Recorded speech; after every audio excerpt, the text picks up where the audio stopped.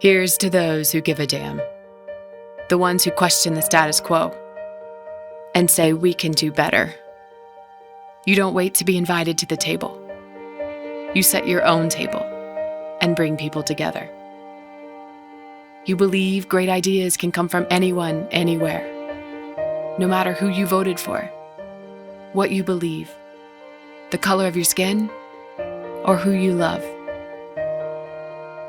Some might say you're a dreamer, but we think you're brave, because those who are brave enough to start a conversation that matters are the ones who co-create a better future for us all. It's time to come together.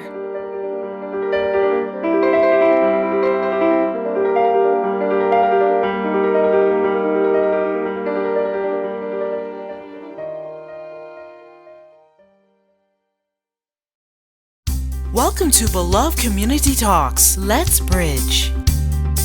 The Look, the Black male experience in America. This is a live stream event. The King Center, along with our partners at Procter Gamble, will host this special thought-provoking dinner conversation as part of our signature programming. Our dinner guests include dinner host Dr. Bernice A. King, CEO, The King Center. Dinner co-host Sam Collier, speaker and host Northpoint Ministries, host of the nationally syndicated radio show, The Sam Collier Show. Dana Barrett, TV and radio host, The Dana Barrett Show on Talk Show Radio, 640 WGST. Pastor Daniel Hill, River City Community Church, author, Wide Awake. Damon Jones, Vice President of Global Communications, Procter Gamble. Pastor Dawn McLaughlin, Senior Minister, North Atlanta Church of Christ. Sonny Patterson, spoken word poet and holistic healer. And Jamil Smith, Senior Writer, Rolling Stone. This program is sponsored by Procter & Gamble and our partner, Civic Dinners.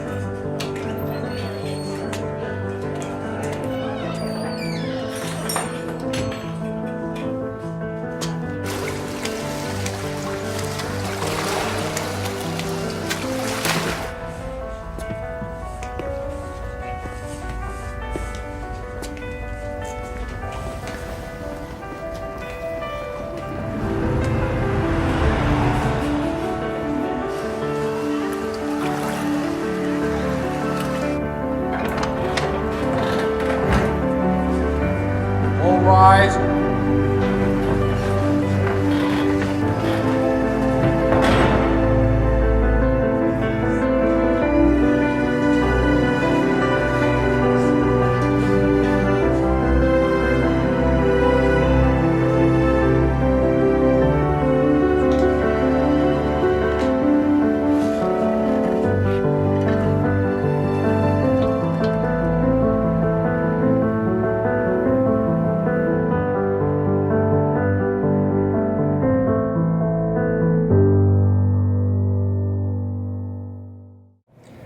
So I want to thank you all for joining me tonight for our Beloved Community Talks. I want to thank you, Damon, you and P&G for sponsoring this dinner tonight. We're going to have a courageous conversation around the short film that you all did that we just had a wonderful opportunity to look at. And I think the viewing audience, you had an opportunity to look at it as well. But thank you all for doing this. Thank you for pushing this issue to the forefront, because it is a conversation about biases against black men in America that we just don't talk about, and certainly don't talk about it enough. And so I'm glad you're here. We want to have courageous conversations. It's okay for us to disagree. Don't be afraid. Because, we haven't known each other very long, but hey, I feel like we're connected nonetheless as a part of the human family. But I just want to say, today is 56 years since my father delivered his iconic I Have a Dream speech. And there's a line in there that everybody talks about. Some people take it obviously out of context to mean that, he wants us to ignore race altogether, which is not what he meant. But that iconic phrase that refers to me and my siblings, the 4 children living in a nation where they will not be judged by the color of their skin, but by the content of their character. And as I looked and viewed as we viewed the look, the one thing that I said to myself is 56 years since that speech, 51 years since his assassination. Why are we still dealing with bias against black people and black males in particular? What is it about black people, black men, that terrifies us? And so, this experience is real. I tell people, even as Dr. King's daughter, I've had those stares. I don't wear a sign that says, "Hey, I'm Dr. King's daughter." But I've been in stores where, people look. One lady asked me what I did, as if what I was purchasing I couldn't afford. Like, what are you doing? You must be doing something illegal. Because I'm black. Because again, I'm not, wearing anything to indicate this is who I am. And that's interesting because the gentleman was a judge. He's walking around every day as a judge in this environment, but he's treated with suspicion and fear. And it's a real experience for black people and black men in particular in America. And so, Jamil, I just wanted to ask you, you saw it, but it's a reality. Yeah. You know what I mean? I think too often the content of our character is judged by a look. Yeah. I think with one look, too often I think people are judging the content of a black man or black woman's character so quickly. They look at that boy or girl, they look at a little boy on a playground. I know that playground that Tamir Rice was playing on. I'm from Cleveland. I've been to that gazebo where he was shot. 3 weeks after he was shot, the tire tracks from the police car were frozen into the mud. And the content of his character was judged by whoever called that 911. It was judged by the 911 dispatcher, who then misinterpreted what was actually happening, what was reported to the police officers. It was judged in less than 2 seconds by the officer who shot him. And so it's not so much about color of skin, it's also about we're judging the content of all these people's characters just based upon how they look, what they quote unquote behave like.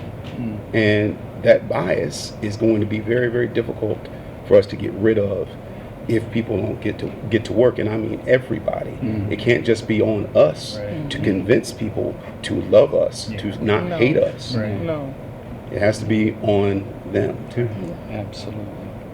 That's good. Pastor Don, what do you think? So you all are free to eat. Yeah, let's jump in. This is dinner, and this food looks good. This is not By all fake means. food, you all. Right. It's on television set. This And we is have real. said the blessing for everybody watching. Cake? Does everybody have salmon? Salmon? Is it salmon Yeah. for everybody? Okay, awesome. Yes, salmon here. Okay, awesome. All right, Pastor Don, what do you, as a white man, as a pastor? Yes. I don't know if you have kids. I think I heard that you I had got some. 5. Right. Okay.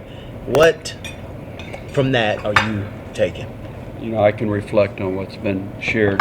When I watched the video for the 3rd or 4th time, what hit me was, had we ended the video that he got into his sanitation truck, had we ended the video that he got into a UPS delivery truck, then what's that? That it ended with a judge, then everyone is supposed to go like, oh, which only convicts us of the depth of the bias. That the twist at the end That's true. is that he's where he's not supposed to be, but oh my goodness, right? So it's like there's this mindset of exception that somehow he escaped, and apparently the people at this table escaped, but you all know that that's not kind of real. See, so I got 5 young adult children. I have 4 sons and a daughter. I got 4 children that are white. I got 1 son that's black. Wow. I can live and watch 3 boys get looked at one way, and I can watch another son get looked at another way, and it can be happening where all of us are walking together Wow. as it's happening. So that is part of how I would respond to watching the video and to the comments that were made. But can I just interject this? You know, biases, these kind of biases are real. I mean, we all have them. Absolutely. And if the truth be told, even those of us in the black community have biases against our own people. I mean, you know, I was telling somebody earlier today, something has happened to our collective psyche that we see black men as dangerous. You see them as suspicious. We see them as up to no good. I mean, I struggle as the daughter. I mean, I live in a black neighborhood. I hate we have to keep saying that, but I live in a black neighborhood. And I mean, I live between 2 streets that are contrasted in Atlanta. So I'm there. I'm in the community. But even I have those issues when I see certain types of my black brothers. You know, you get, you know, a little tense, and I don't want to feel that way, but I know it happens. And so the work to get rid of these things is going to require a lot. And we can talk about later what really feeds that, I think, in all of us. But you know, these biases are deep, very deep. It is real. I mean, I think one of the challenges for us when we were putting together the film is how do you make it really authentic for people that bring a different lived experience, right? Bias, like you said, isn't you know, no one's got the market cornered on bias. But even when we looked at the reactions of some of the white people in the video, you know, how do you make that not too egregious so that people don't say, well, wait a minute, that's not me, I'm not a flat out racist, right? But the pause and the moments when you see the mother, you know, and the little girl in the car, or you see people in the boutique, it's enough to get people to just stop and to just say, hey, do I do that? And how egregious or how overt is it? But importantly, you got to get people to think, why do I do that? And I think that's the real, you know, goal, is to get people to be a little bit more introspective, just to pause and to think. And then if we're more aware of what our biases are, then perhaps we can ensure that we're not acting on them in an inappropriate way. And how did you guys get to the point? I know this may be a question that's taken us back, but how did you guys even get to the point as an organization where you said this is something that we want to make? What all went into that? Yeah, we've been on a journey for a while. I mean, P&G is the world's largest advertiser, so I think it's a recognition that the images that we put into P&G? Procter Gamble, Gotcha. the 5 billion homes around the world, those images impact how communities see themselves. They impact how people see each other as well. And so we want to make sure that we're doing the right thing, if that's an ad for Tide, or if that's a special edition like what we've done with the Look or the Talk. But it's really about trying to elevate the consciousness and awareness of bias and spark that conversation, because if we have that conversation, that leads to dialogue, and that dialogue leads to understanding, and hopefully that understanding leads to some positive action. So for us, it's about an ecosystem of constantly keeping it on the agenda. Because it's easy to deny. It's easy to your point, Dr. King, have a difficult conversation about this because it's uncomfortable. This isn't what most people want to spend their dinner time talking about. But it's only when you call it out that you can actually deal with it, and that we can move beyond just conversation into, frankly, into action. Wow. Yeah. I mean, I feel like I don't want to try to represent all white women because that'd be weird. But I have to say that I was, you know, I feel sometimes carry the weight of the black community when I look at certain rooms. I was sort of nervous to participate in the conversation because, because I feel like there's this you know, I consider myself in my heart an ally and, you know, Yeah. of really all people.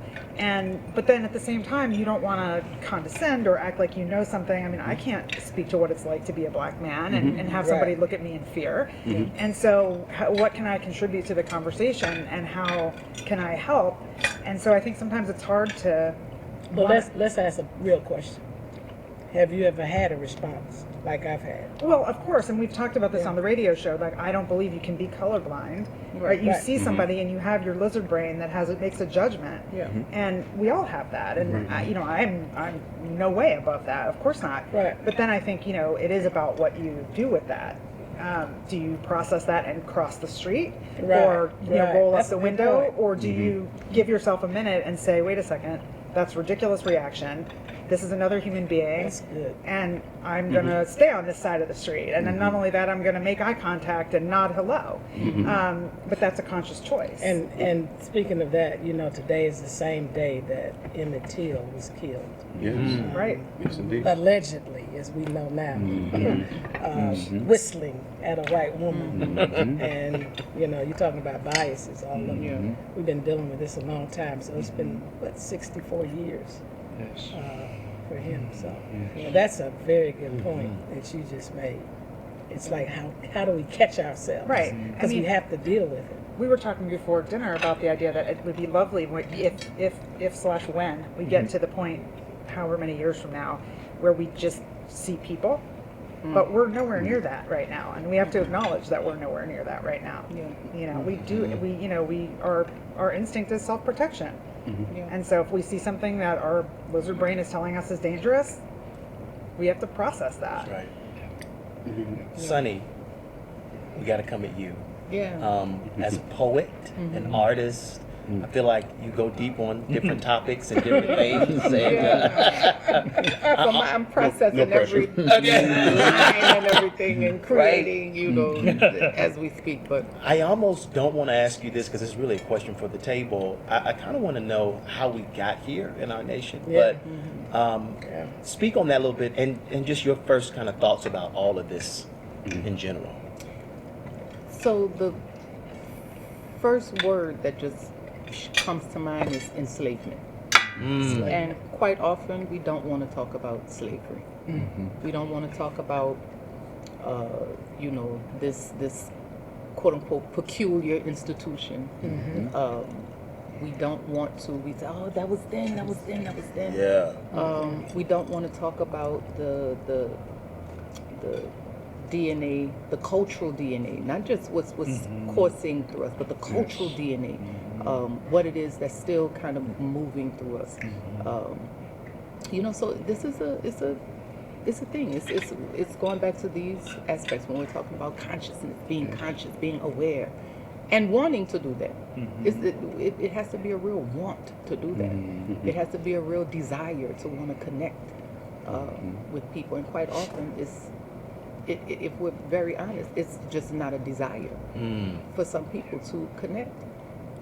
We don't like, and it's tough because we're so traumatized by so many things that's happening, and then now we're in a hypersensitive time. Very. So it's you almost can't say anything. Because the moment you do say something, it's you're automatically thrown away. The knives are coming out. Everything, the knives, the guns, the bowlers. the things that darts and everything else, it's coming out. But this is why just words like this: courage, bravery, hope, even hope. Yeah. That's something that's that's something that's not a light thing. That's not for cowards. So when we talk about, even in that, it's not like this blind little or this small little, oh man, I hope things get better. It's not coming from a weak space. We want to say this coming from the most courageous space, because we know that when we're hoping for something, it's something that's incomplete. You don't hope for something that you have. That's right. So it's about getting to that space where we are wanting to make real, genuine connections with people. So how do we speak heart language? Because here's the other reality. other reality is what I want to say, because there are different levels, I think, of how we're moving in different dimensions. So then we have to deal with, what power do we really believe we have? Do we really believe that we can make these kinds of connections? Do we make films like this and just say, let's just put it out there and see? No, we're making films like this because we believe that we have the power to kind of penetrate people's minds, people's hearts, so that eventually it's moving to the feet, so that we can start walking this talk and we can start talking this walk, because it's quite often we're doing things and we're not doing things. We're doing things and we're not undoing the things that got us into these positions. So now how do we get there? How do we really talk about a genuine kind of love? Yes. With a capital L kind of love. How do we do that when we're moving in so many the microaggressions, our own, we can talk about, then we go to that talk about the inner child and all of these kind of things, and then we look up and it's like, maybe you just need a nap. Maybe all of us just need a nap. A long nap. A long nap. This is really what it is. We look up and people are angry, people are tired, people are this, people are that. We're dealing with all of these other demons, and then you want me to deal with your demons, and I don't feel like dealing with your demons because I remember what your demons did to my ancestors. Exactly. So that's when we have to deal with. Now it comes to, well, what do you mean? So the genuine connections, and to go back to what you said, the courageous conversation that has to happen in a space where we're scared. We're scared we're scared of not being accepted. We're scared of not being loved, because then it goes back to all those connecting those other dots, like, oh well, mama didn't love me this way, so I'm looking at this mother figure or this father figure, and I'm not even, I'm putting this projection on someone else, and it's like, oh, what if you do me the same way they did me? What if this happens? What if that? We don't. It's so much, and it's so layered, and it's too many layers. And then it goes back to that. Just take the nap again. Go back to sleep and then wake back up. Let's talk about it when you take your nap. After this So Daniel, what was your kind of reaction to the film and all of this that we're talking about now? I think it's powerful. I think one of the ways that we trivialize white supremacy is when we treat it as if the most extreme forms of it are the only real threats of it. And so I think what a film like that reminds us is that the reach of the ideology of white supremacy is so far and so deep, right? And we're not up against behavior management here, really, right? We're not trying to just get people. I think there are some things to being conscious of it, but we're up against a much bigger force at the end of the day, right? We've taken in this centuries-old ideology around the human hierarchy of whiteness at the top, blackness at the bottom, and everybody in between, and it just forms the way we respond to everything in life. And I think that video just does a nice job of kind of drawing out the way that it's not the bad racist people who walk around with tiki torches and then good people who don't do those things. Like, we're all infected by this deep and profound and diabolical ideology. So why is black skin still a problem?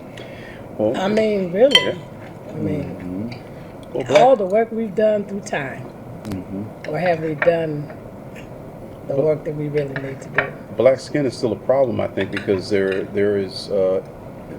are too many advantages for too many people. For I think racism is too profitable. Yes. Racism is profitable in more ways than just financial. Yes. And so Absolutely. you have a system that thrives on racism. And let's not just talk about racism. I mean, we're talking really about all kinds of identity-based prejudice and discrimination. So we have to talk about intersectionality here. We have to talk about what Kimberly Crenshaw, that term that a lot of people think is too long of a word to use. Intersectionality is not too hard of a word to spit out, so let's all start using it. Intersectionality, okay? We're talking about different forms of oppression, all working in concert with one another, okay? And so when we talk about racism, we also have to talk about sexism, misogyny. Yes. We have to talk about discrimination against the disabled. We have to talk about all the different things that are systemically built to make their lives harder.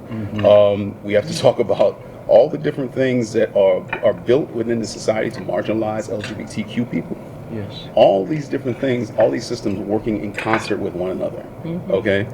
And these are things that are inherently profitable, Yes. financially and otherwise, to people. Yeah. And they, as we've seen now, this administration has shown us in very sort of plain ways how it can actually be profitable.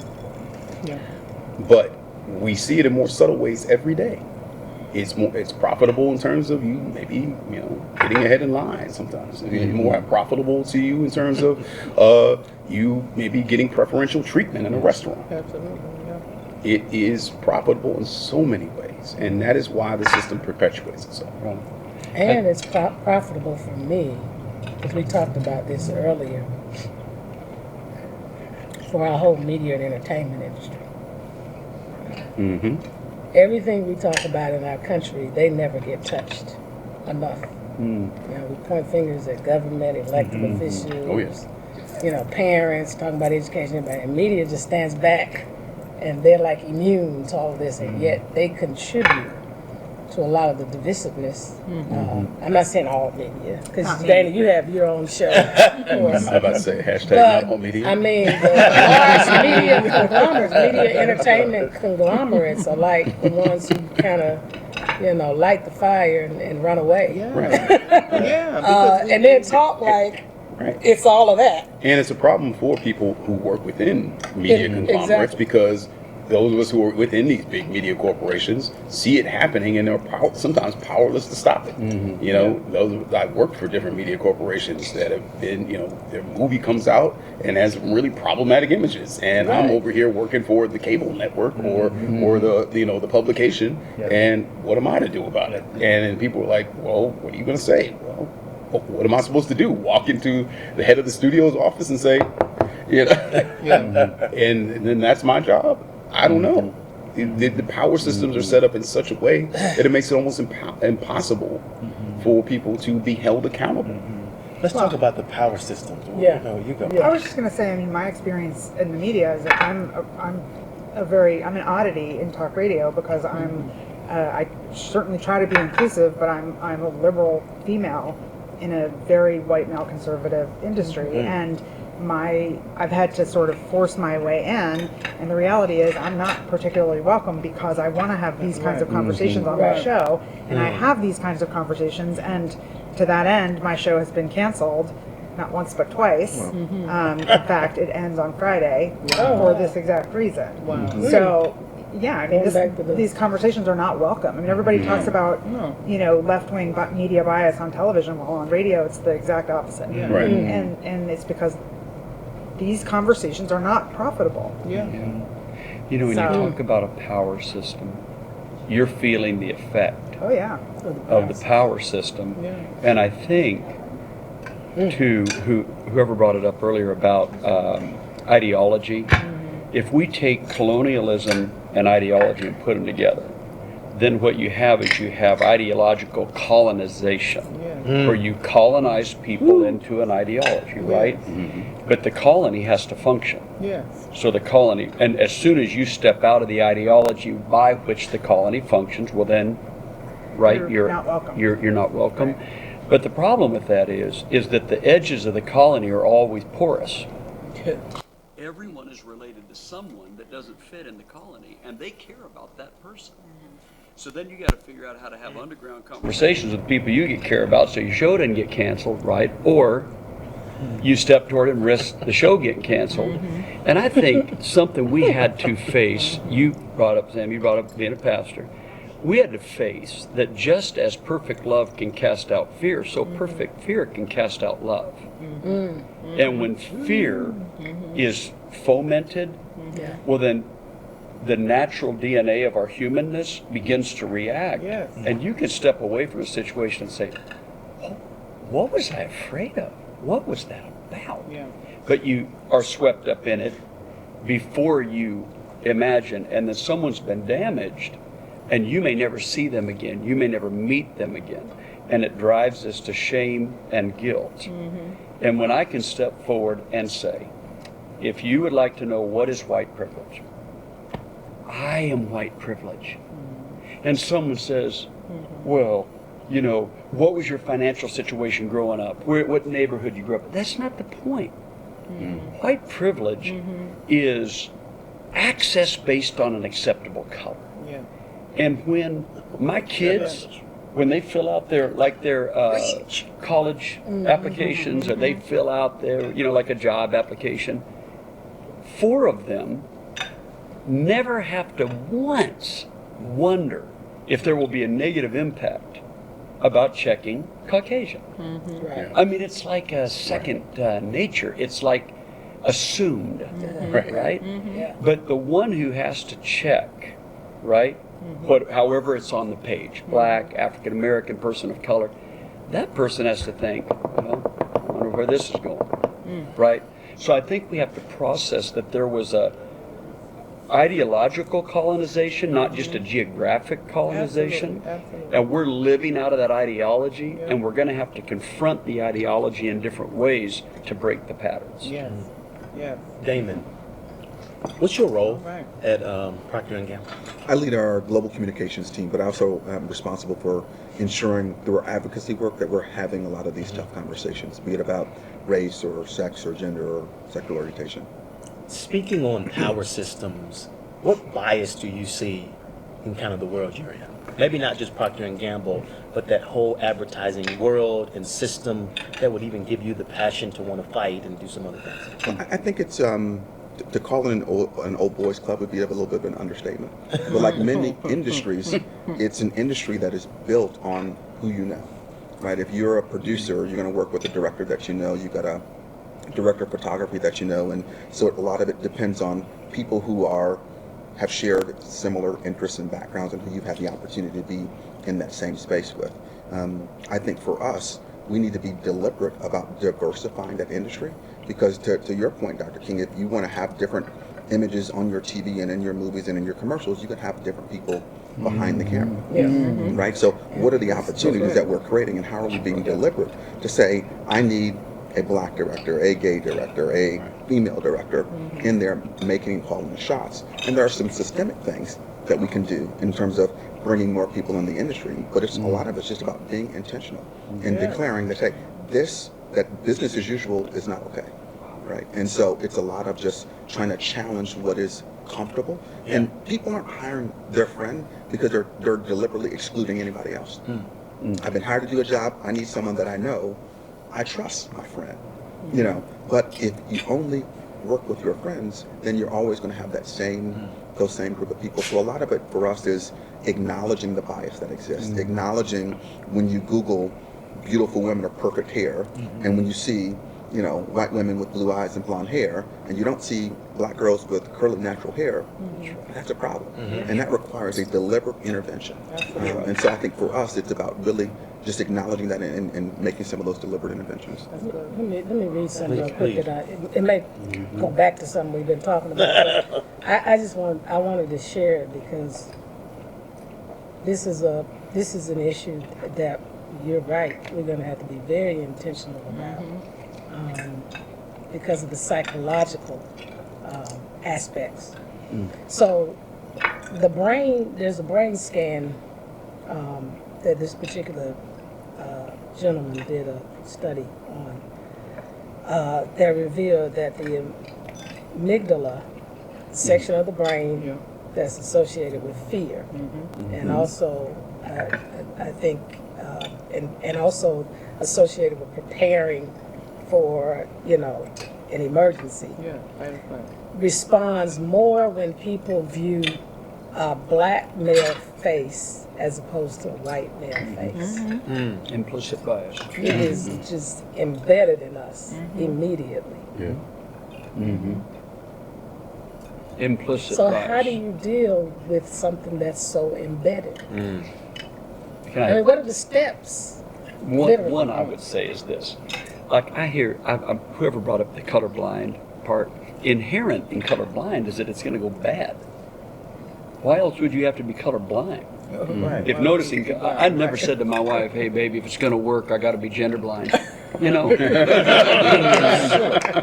So you have to begin to press against the story you've been told and the story you tell yourself.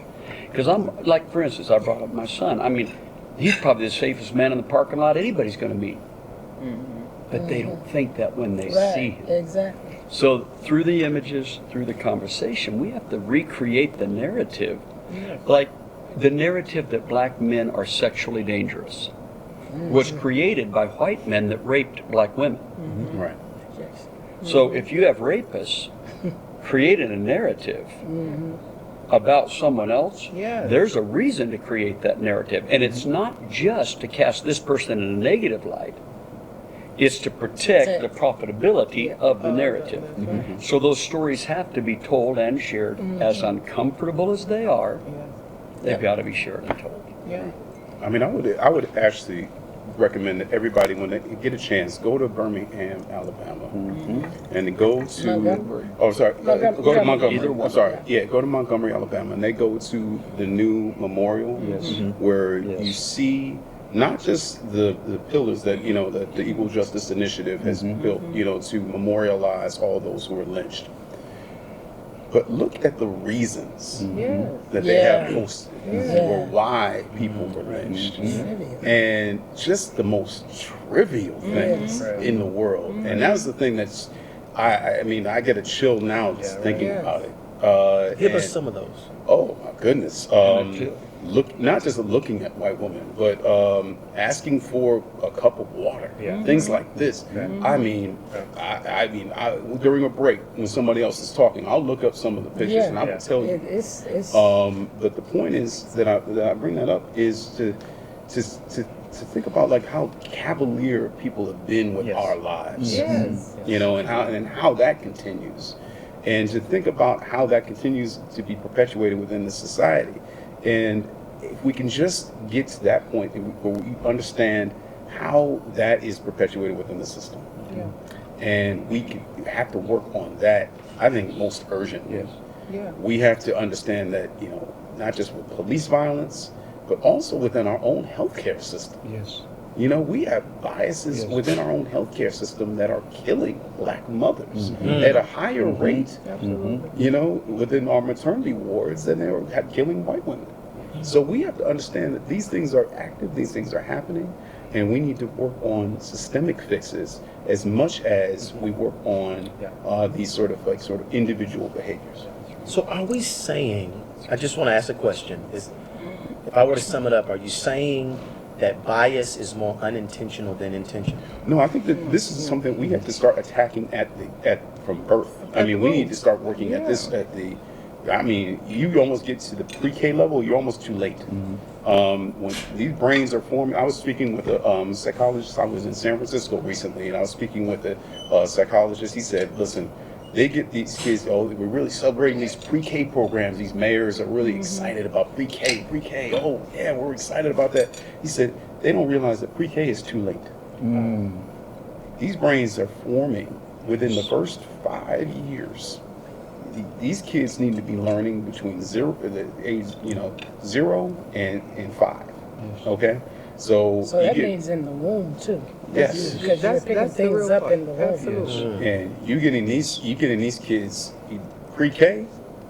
You getting them 5 years old. That's almost too late sometimes. So not only you need to be teaching them maybe math and science and English on all these kind of basic learning skills, but we need to be teaching them about this kind of cultural fluency. Let me ask that question a different way. Are you guys saying that people are intentionally choosing to be biased, or are you saying they just float into it? I think honestly, this society, this America that we have built, this wonderful experiment that we all treasure and we think and we've been taught to think is so perfect, is an extraordinarily flawed place. And we drop kids into it thinking that they're going to be just fine if we just raise them and then they just grow up in it.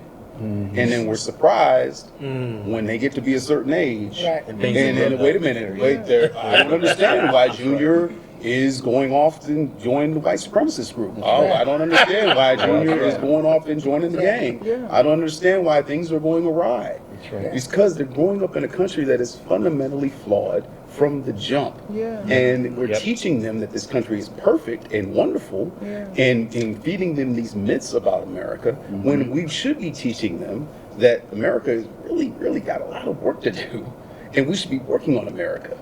And that's, to me, what real, if we really actually patriots, we actually really love this country, we'd be trying to fix it. And that's where unconscious bias in some regards has become an excuse, right? Yes, unconscious bias is very real. We need to address it.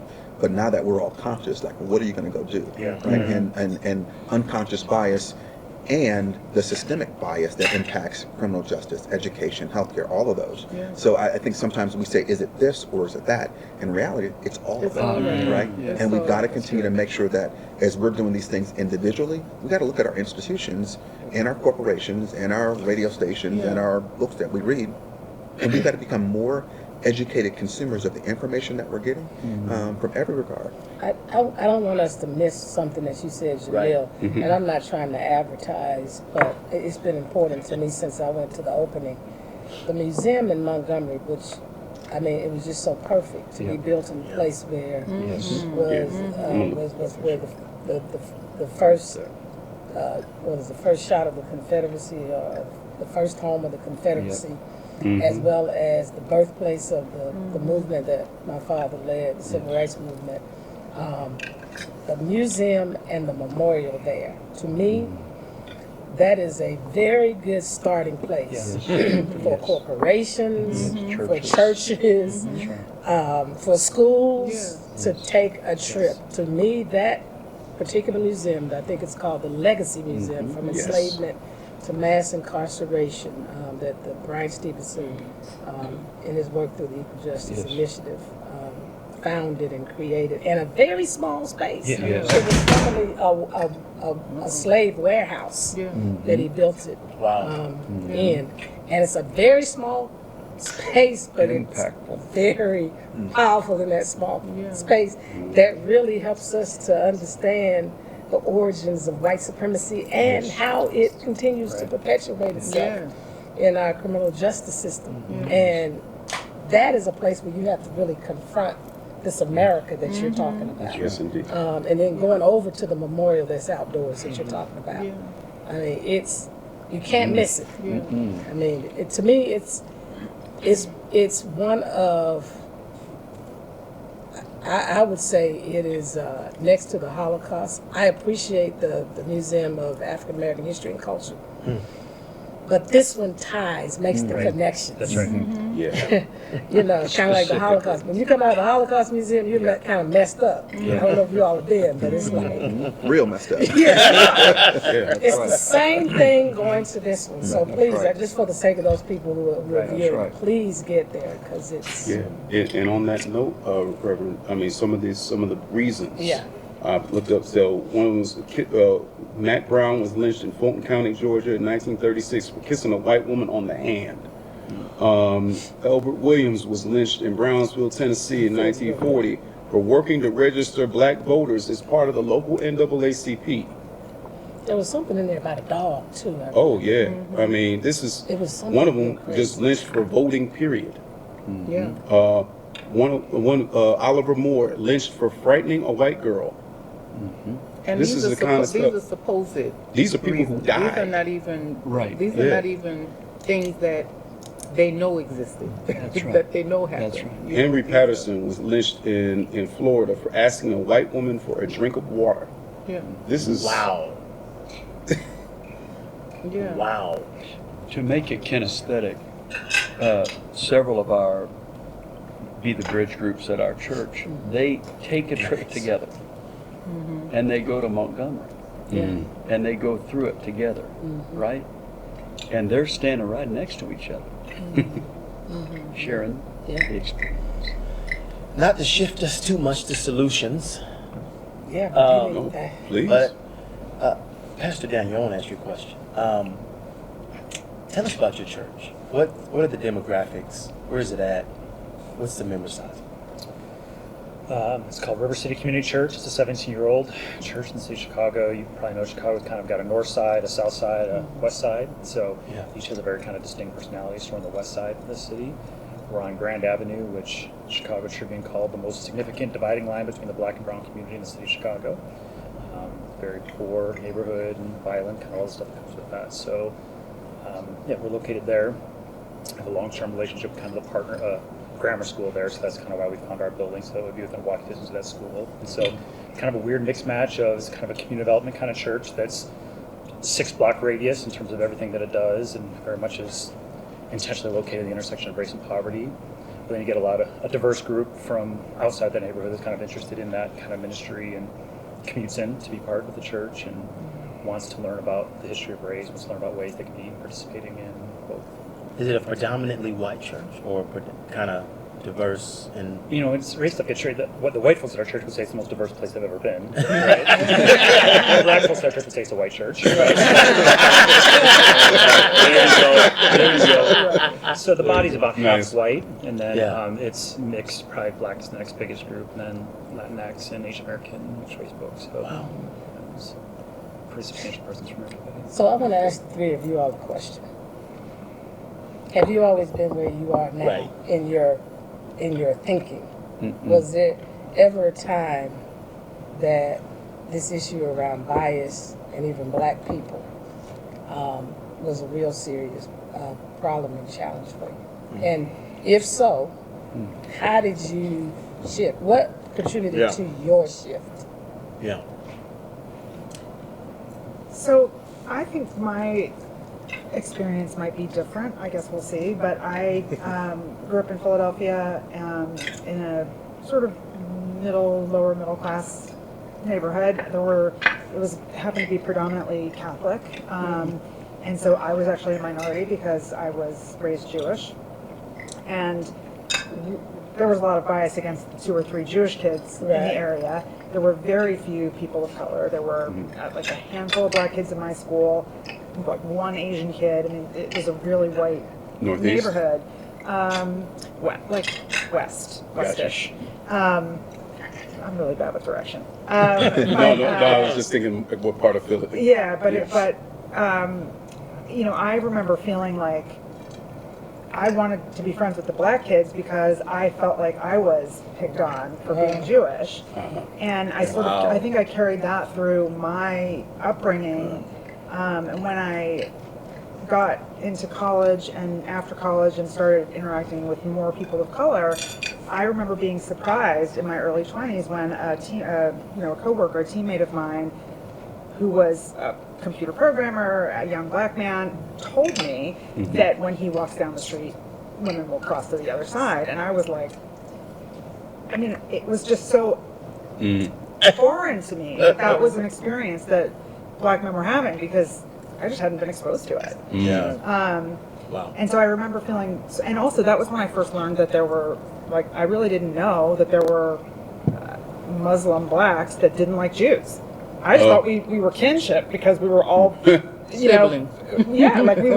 were all sort of, there was prejudice against all of us, and so I thought we were all on the same page, and then I was like, oh, okay, I guess I'm missing a lot of the story here, and educated myself after that. And I think, my struggle from the 20s to the whatever I am now is how to be, it's how to be helpful and move the conversation. And I don't want to go too far off the question, but I do want to say that the video, the movie, I think the thing that struck me the most was the little girl in the car and her mother, and how the little girl wasn't biased. It was a mother. Right. And I guess the only thing I ever saw as a way that I could genuinely contribute, at least before I had a radio show, was by trying to teach my kid to see people as people. Right. But beyond that, when we get to the conversation about action, I never really knew how else to be helpful. So I think that's what my progress has been. That's strong. Don or Daniel? Daniel, how'd you get there? That's why I wanted to know where you were now and how you arrived at this sense of awakening. Or have you always been, as they say, woke? Right.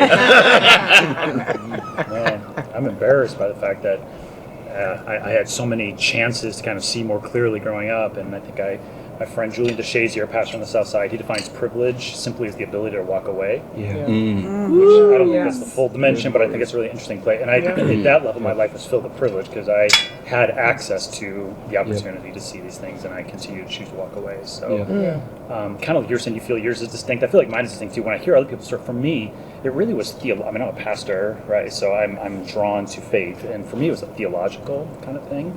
I was really meditating on the Apostle Paul. I think one of the ways he thinks about the Christian life is very much this kind of battle between good and evil. And he talks in Ephesians 6, he says, we battle not ultimately against flesh and blood, but against principalities and powers of darkness. And I'm simplifying my story a little bit, but through a series of kind of conversations and studies and sitting under other mentors, I came to realize that white supremacy is not just a social problem. That I see it as the primary spiritual battle in our day and age. Like if Jesus is saying he's coming to bring his kingdom here on earth, I think white supremacy and the devil ultimately, I think white supremacy is the primary tool the devil uses to advance darkness in this world. And I think it's the number one form of opposition to Christ and his kingdom. And unfortunately, the white church oftentimes is on the wrong side of that battle. I had to kind of make sense of that too. So it was a period in my 20s of kind of coming to see that as kind of a fundamental spiritual battle happening. And it just, for me, became very simple. If I love Jesus, which I do, and if I want to follow him, which I do, confronting white supremacy was no longer an option. It wasn't some kind of a social project that I needed to be part of. It was Did you have any friends that left? Yes. I had to find new friends after that. That one got you. Yeah. Wow. Yeah. Was that so? Was your faith comforting for you to do that? Because I think it goes back to what you were saying, and I'm trying to remember exactly how you said it, but this whole fear element, and people don't like to be disliked or not approved or accepted. So you think your faith just kind of drove you much more strongly than my that chronicle of this, my opening chapter is called "The Day I Discovered My World Was White," and I never had thought of my world as being all white. But when you start asking these questions, you realize all your mentors, all the people guiding you, are white and are not thinking about this for the most part. And so I wouldn't want to minimize the pain that has happened in terms of the alienation of that. Although, of course, I don't want to compare it to anything of what most people face on a daily basis. But yeah, I did kind of have to find new mentors, new family, new friends, who could kind of walk me. Because another mistake I made is thinking that the light bulb turning on was the end of the journey. And really, that's just the beginning of the journey, right? I mean, there are so many stages of dealing with the way white supremacy has impacted me, my understanding of how white supremacy has impacted the world. There were so many stages that folks need to walk me through. My spiritual mother, Dr. Bernice A. There's just a lot of folks like that who have kind of had to hold my hand as I'm stumbling into a deeper understanding of white supremacy and helping me kind of stay grounded in my faith. And I needed a whole new kind of group of So would you say you had to give up something to gain something? I often think of I want to avoid overgeneralizations, but so much of the white church feels like the rich young ruler to me, where they, when the rich young ruler comes to Jesus, for those who don't know the story, when he comes to Jesus, he says, "I've been keeping all the commandments since I was a boy." What you realize is he's only keeping some of the commandments, right? But his sense of self-righteousness came from keeping the commandments he thought were important. And Jesus says, Jesus extends an invitation that's unique. He actually says, you can come all the way in. You can be part of my disciples. You can be all the way in the inner circle. You just have to give all your money away to Justice for the Poor and come with me. Right? And then the young man wasn't trying to trap Jesus. He wasn't trying to be difficult, but his commitment to possessions was too strong, and he walked away sad. Right? And so it's a yes and a no. Yes, he would have had to walk away from something real, but he would have gotten something so much more. Right? So it's like I don't want to overstate I think we're always most alive when we're with Jesus. And so do we walk away? Is it real to walk away from comfort and privilege and money and people's opinions? Yes. Does it compare to walking with Jesus? To me, no. So to me, there's no question in it. But I think a lot of people get caught in that kind of cross section of like money on one side and Jesus on the other, or privilege and power on one side, Jesus on the other.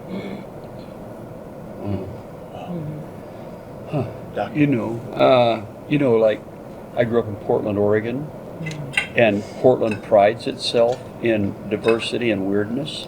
Right? I mean, like Grand Slam home run, but it also has an incredible racist history, and I grew up not knowing that.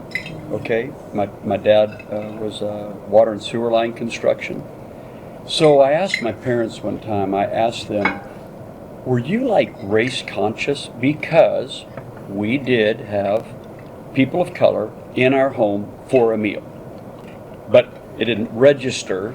So I'm looking back. I mean, I'm talking, my mom's going to be 83 in a few months. I'm having these conversations right now. What was that about? And my mom was very candid. She said, we weren't, she didn't say woke, but that's what she meant. We weren't woke. We didn't know what was going on. We had no agenda. We just, you know, there's the industry we're in, just looking for friends. So I think that there was a sense in which they were doing something that they didn't know to do, didn't plan to do, and she takes no righteous halo over because none of that was involved in why it was actually happening. But the fact that it was happening, to your point about how little you are, it had to have influenced us some, okay? Very much to Daniel's point, as a white person, you can just up and walk away, right? So when Philando Castile was murdered, you think about this. So we're in a conversation with, I'm in a conversation with my son. And what I realize is that he cannot walk away from that. See, he can't unzip his black skin and walk out of that situation. But you get what I'm saying? I can in that way. And so to be candid, God put a lot of people in my life, and then we came here. And I met one of the shepherds of our church, Fernando, and his wife, Donna. And she gave me an article back in '98. Have you read this article about race? She said, what'd you think of that? I said, I thought it was great. She said, it's terrible. I said, it is? She said, yes. I said, what's wrong with it? She said, now that you know that a person of color thinks it's terrible, you go back and read it and you figure it out. And in doing so, right, what it said to me was, why do I only have one set of eyes? And the world happened. So to your point, I would say that the big shift came when I began to be engaged with people where I didn't want to know them less to love them more. I wanted to fully know and fully love, and that's where the pain comes in, because you don't just begin to realize that the country's got problems. I begin to realize I got problems. I'm doing this to people, and now where does it go from there? So that would be the big shift for me. So I have to ask this question. Please. I have to, because I know, you've had the privilege of going around in some of the white evangelical spaces. I've had a little bit of that.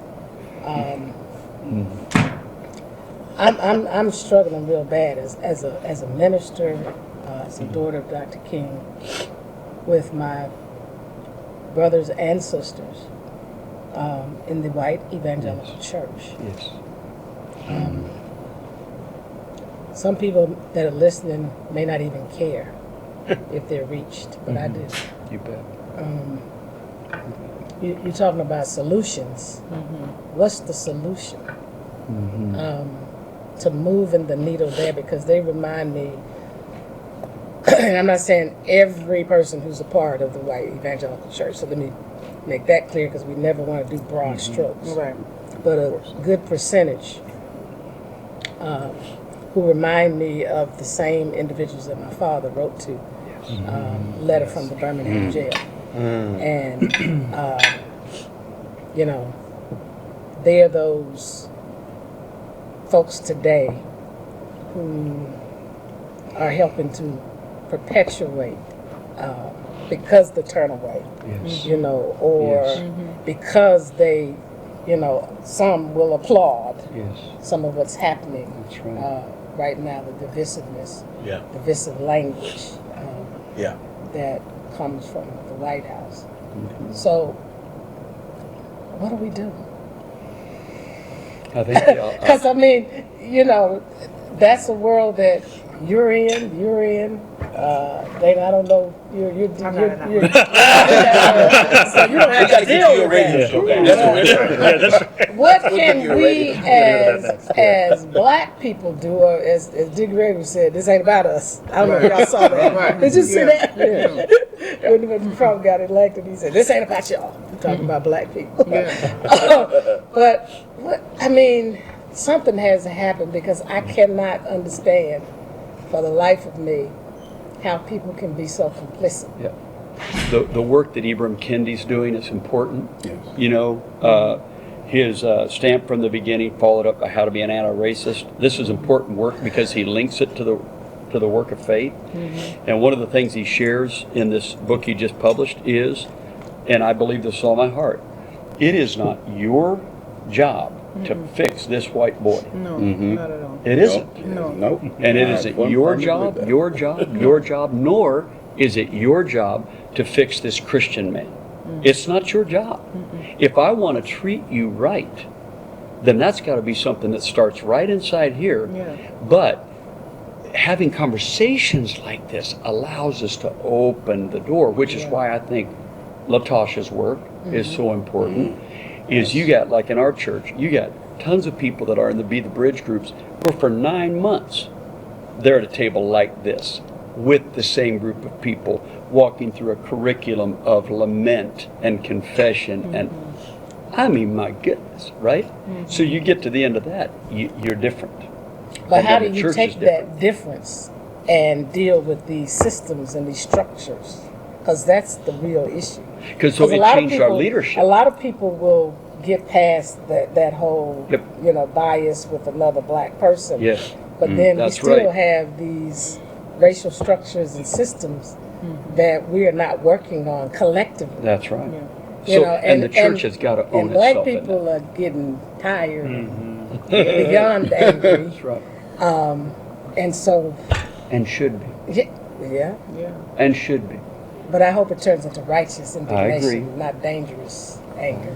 I mean, I hear you that it's not anybody else's job to Yeah. fix the white supremacist or the, evangelical who's seeing things differently than you do or you do.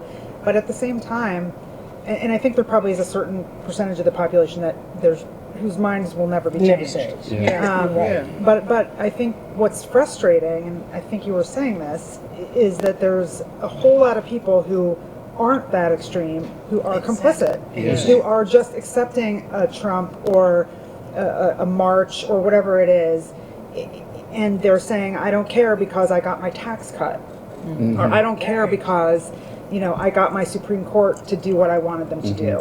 And so if there's racism in the mix or misogyny in the mix or anti-Semitism or whatever else, whatever, not my problem. And I do feel right. that it is all of our responsibilities to change those minds. Yes. And what I meant was, and I agree with you, what I meant was, it is not on a person of color to try to figure out how to get me to finally think that I should care. Right. That, I own that. Right. Yes. Right? And so what Kendi points out is someone might in the black community even say to someone else in the black community, well, now if you do this and you dress differently and you walk differently, then everyone would like you better. That is nuts. And it's not the case. Yeah. Right? Right, like blame the hoodie. Right. But I think to what Daniel said, I think there does come to the point of the rich young ruler where we do have to accept that we're making value judgments. And we're judging certain things in our privilege that are worth more to us than making this change. Yeah. So real quick, because I No, know no. time is kind Oh, of yeah, go ahead. winding up, and I want to thank you all for this conversation. There's obviously a lot of work we need to do, and what can we collectively kind of agree that we as individuals need to do? If it's this, yes, but I just feel like it's something else out of this. And when I say this, these conversations, what is it that we can do to encourage people, who are listening to get in this process of moving the needle? Not just the needle, but we need some serious transformation. Yeah, Dr. King, I think there's one other cue we can take from Ibram and his work is that we have to make all of our work anti-racist work. Yeah. We have to understand that everything that we do has to be anti-racist. We can't simply think that, okay, well, what I'm doing is not consciously racist, so that's okay. Well, if you were not working actively to deconstruct racism in, you know, to end this, like this racist project, so to speak, then you are, you know, almost de facto contributing to it. And we need to help people understand that as a reality. And so if we all can kind of work within that construct, I think we're going to get a lot further, a lot faster. So we all need to be woke, participating, and conscious on a daily basis. On a daily basis. And doing pushing work. through where it's uncomfortable. And pushing where it's uncomfortable. Right. Because we get to other that people point. too. We get to that point when we have these conversations, and you know, my boss calls it the puckering up. It's like, oof, do I really want to go there, right? Because it's easier just not to have the conversation. It's easier to move on, and it's at that point when you get that little feeling inside that you've got to push yourself to understand why you're feeling it. Yeah. You know, push the people around you, because if you can't talk about it, you're not going to get to solutions. But we've got to all come out of our comfort zone, no matter where you're approaching this issue. And we're so compartmentalized. We put our spirits here. We go to work. We leave our hearts at home. We walk up the street. We leave our eyes somewhere else. We're not connecting with anybody. We're not connecting with anybody. You know, we always say that when a woman is pregnant, they don't check for the brain beat. They don't check for the liver beat. They check for the heartbeat. So it's how are we connecting with people's hearts? And it's quite often we're not doing that because it's scary work. That's where that feeling comes in. But if you were in the gym and the trainer is on you, Push. you got one more. You got one more. You can do it. You can do it. And you're doing it. But when it comes down to that hard work, when it comes down to that soul-busting, spirit-moving kind of work, it's like, oh, no. That's where we become cowards. So how do we take the same kind of mental, you know, attitude and force that we can bring to the gym, that we can bring to the swimming pool? How do we bring that to actually working and moving and speaking and listening and hearing and seeing from the heart? And so I'm going to conclude with that by saying it's the heart work that we have to do at tables like this with courageous conversations, because when we're at tables like this, it's hard to escape. You have to bring the eyes, the hands, especially when it's small like this, the heart and all to it, because it's you know, we talk about policy change, but we have to have heart change. And I know my father was working on both in his lifetime. It's something I'm committed to, and we're committed to at the King Center when we train people in our Nonviolence 365. And Damon, I just want to thank you again, PMG, for this opportunity, and encourage all of you who've been listening to have your own conversations and dinners and make it very courageous, because we can't keep this at the surface. This is deep dive stuff, because we got a lot of divides in this nation, and now is our time, because it's an urgent moment. I mean, with the election coming up next year, things are going to get even more polarized, because we know how elections are, you know. But we as a people can help to ensure that we don't come apart next year. And you can be having dinners next year and consistently with the same group, as you said, like be the bridge. So you be the bridge. Let us all be the bridge to move this nation forward, to be the nation that, you know, we wrote on their papers. Daddy said, be true to what you wrote on the paper. That's good. That we're all created equal and have these inalienable rights. So thank you for joining us on tonight, and thank you all for being my guests. Thank you. Maybe we'll do this again. Thank you for participating in this broadcast. Remember, together we can bridge the racial divide to build Dr. King's dream of the beloved community. Join the King Center and our partner, Civic Dinners, to learn how to host your own beloved community talk in your own communities. To learn more, visit us on the web at belovedcommunitytalks.org.